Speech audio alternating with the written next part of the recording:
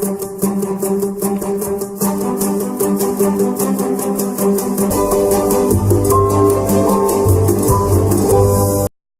what's up? This is a small video looking at the first set of figures for viewing for the Great British Bake Off. The total viewers equalled an average 6.5 million at its 8 PM slot, which gave it a 30.4% viewership share.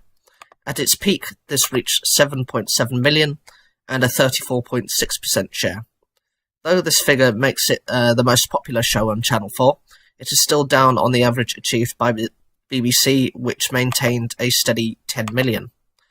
This might in part be down to the fact Channel 4 must run adverts during the breaks, which totalled 17 minutes, during 4 times within the show, once each after each challenge, and a smaller break shown just before the final results were announced for Star Baker and the leaving contestant. In contrast, the BBC is paid by the licence fee, and therefore does not have adverts. Jay Hunt, the Chief Creative Officer for Channel 4, said last week that it needed 3 million viewers to break even, and was to be expected. Very pleased with more than double that. The show ran for 75 minutes. This is 15 minutes longer than the BBC version, and is thought that Channel 4 demanded anywhere between £150,000 to £200,000 for a 30-second ad slot. Though the audience views were down, this created significant discussion amongst social media. There was 299% more mentions compared with the first episode of the last series. This may well be down to the change of ownership and how people felt the new Bake Off went down with other people.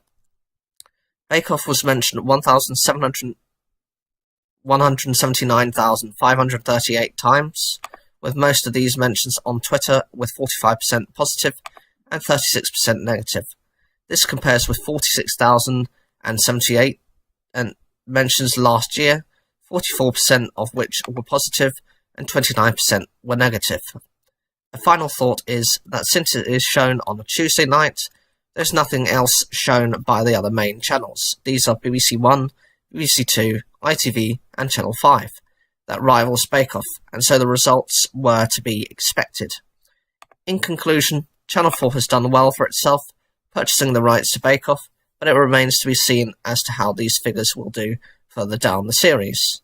I'll be keeping track of these and creating a graph of which, at the end of the Bake Off, I'll be analysing, so that is something you can look forward to. So, what do you guys think of Bake Off? Will you continue to support it by watching it on the day, or by catch-up? Will you switch between Bake Off during the ad breaks just to avoid them? Or will you use other strategies to ignore the ad breaks, such as putting the kettle on, or discussing the show whilst on break? Please leave your comments down below, subscribe, click the bell for notification, and as always, thank you for taking the time to watch this video.